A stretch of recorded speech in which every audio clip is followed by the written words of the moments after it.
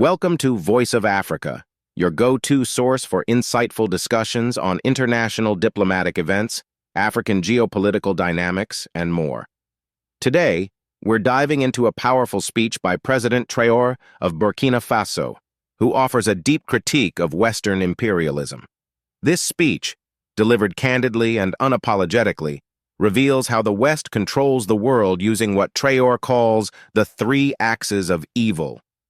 Let's explore his profound insights and understand the mechanisms of this imperialistic worldview.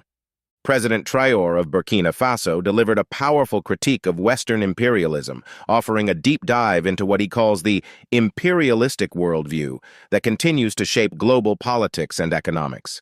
This perspective, he argues, is structured like a triangle, with the Western nations at the top, dictating the norms and values that others must follow. According to Traore, this triangle is emblematic of a hierarchy where the West sees itself as the empire of good, while labeling others as either the empire of evil or the empire of slaves. President Traore begins his discourse by explaining the Western imperialist vision. He asserts that, in this worldview, the West considers itself the epitome of prosperity and virtue, entitled to all the happiness and riches the world has to offer. This entitlement, he says, has historically driven Western nations to impose their worldview on others, often through conquest and colonization. They would arrive in foreign lands, declaring they had discovered these places, despite the presence of indigenous populations whom they deemed savages. This historical narrative, Traore argues, has laid the groundwork for a persistent sense of Western superiority. A significant portion of Traore's speech is dedicated to dissecting how this imperialistic mindset permeates Western media. He points out that Western movies consistently portray certain groups as villains, reinforcing negative stereotypes. Russians, South Americans, blacks, and Arabs are frequently cast in roles such as drug dealers, pimps, human traffickers, and terrorists. This, Traore argues, is a deliberate effort to brainwash their own populations into believing in their inherent superiority and the inferiority of others. By perpetuating these stereotypes, the West ensures that their narrative of entitlement and dominance remains unchallenged. On the economic front, Traore exposes what he sees as a grand deception orchestrated by Western powers. He challenges the common perception that Chinese products are inferior, arguing that this bias is a result of Western propaganda. Traore highlights that many goods branded as Western are, in fact, manufactured in China. He recounts his experiences from traveling the world, discovering that much of the equipment used in various industries, including construction and transportation, is sourced from China. This revelation, he believes, underscores the misleading nature of Western economic narratives, which have long disparaged Chinese products to maintain their own market dominance. To further illustrate his point, Traore delves into historical examples, urging his audience to revisit the histories of the Tsar-Mongol conquests, Persian, Turkish, and Ottoman empires. By understanding these historical contexts, he argues, one can better comprehend why the world operates as it does today.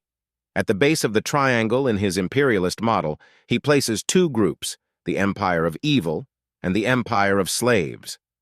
The empire of evil, according to Traore, comprises those who have historically been labeled as adversaries by the West, such as the Russians and Iranians.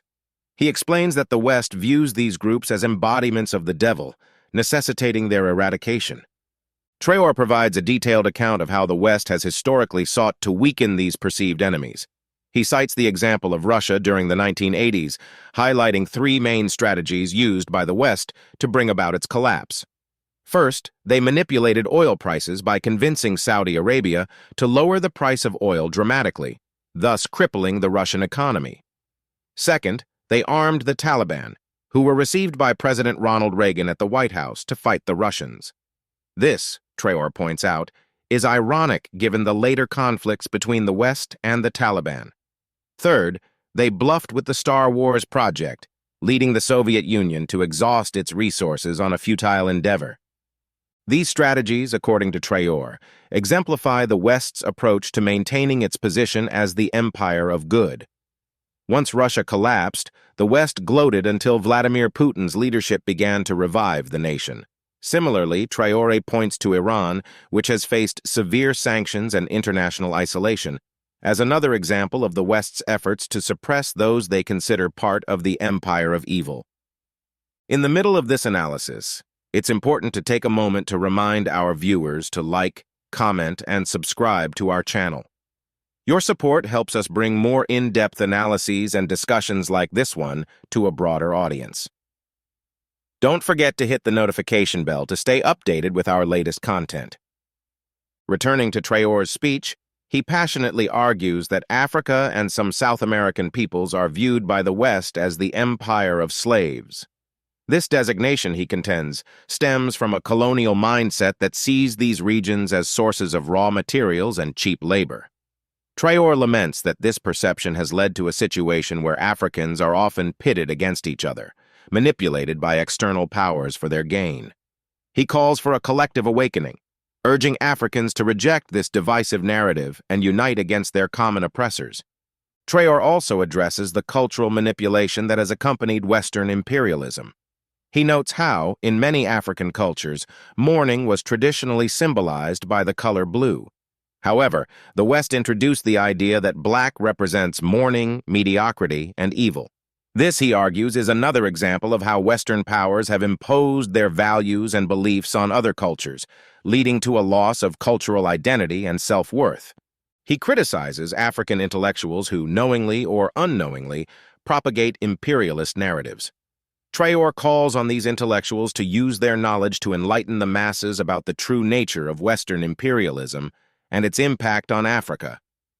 He emphasizes the importance of understanding history to recognize the patterns of manipulation and exploitation that continue to affect the continent. Traore's speech also touches on the role of fabricated wars in the imperialist agenda. He cites the Iraq War as a glaring example of how misinformation and fabricated evidence were used to justify military intervention. The false claims about weapons of mass destruction, supported by Western secret services, led to the destruction and destabilization of Iraq. He draws parallels to similar accusations against Niger and Iran, highlighting the repetitive nature of these tactics. He asserts that these wars are designed to ensure that no nation can rise to challenge Western dominance. By creating chaos and instability, the West can maintain control over regions rich in resources and strategic importance. Traore argues that the same tactics are being used in the Sahel region, where terrorism is being imposed on African nations, perpetuating a cycle of violence and dependency. In conclusion, President Traore's speech is a clarion call for Africans and other oppressed peoples to awaken to the realities of Western imperialism. He urges a collective effort to resist manipulation and exploitation, to reclaim cultural identity, and to unite against common enemies. Traore's message is clear. Understanding history and recognizing the patterns of imperialism is crucial for forging a path towards true independence and self-determination. As we wrap up, we'd love to hear your thoughts on this powerful speech. Do you agree with President Traore's analysis? What are your views on Western imperialism and its impact on global dynamics? Please share your opinions in the comments below. Your engagement is crucial in fostering meaningful discussions on these important topics. Don't forget to like, comment, and subscribe to our channel for more insightful content. Hit the notification bell so you never miss an update. Share this video with your friends and family to spread awareness and encourage dialogue. Together we can challenge the narratives that seek to divide us and work towards a more just and equitable world. Thank you for watching, and always remember, Africa is watching.